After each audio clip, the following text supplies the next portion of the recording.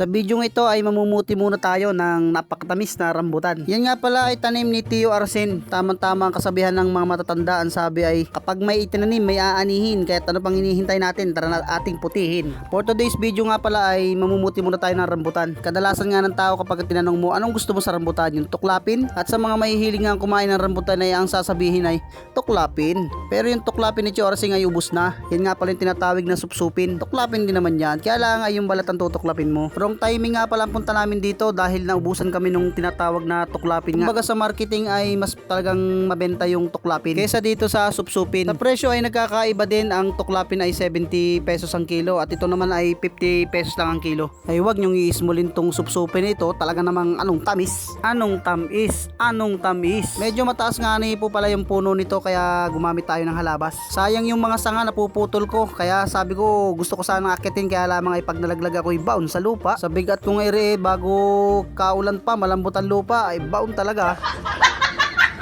Alam nyo na po ang presyo dito sa Marinduque ng rambutan, kaya comment na kayo sa baba kung magkano ang mga presyo ng rambutan dyan sa inyo. Bali pinulot na nga pala namin yung mga muyag dyan o yung mga nalalaglag na mga paisa-isang piraso. Isang batya nga ang halos nakuha namin lahat-lahat. Tinabot ito ng 11 kilos pero 9 kilos lang ang pinabayaran sa amin ni Tio Arsen. Mga ganyang klaseng may-ari ang magandang bilhan, hindi matakaw sa presyo. Pero yung ibang mga nabibilhan namin kaitim na pagkamahal-mahal pa ng presyo. Wala pang pasobra yun. At kung nagustuhan mga aking video, paki-like, follow, share na rin ang aking Facebook page. Maraming salamat. Love you.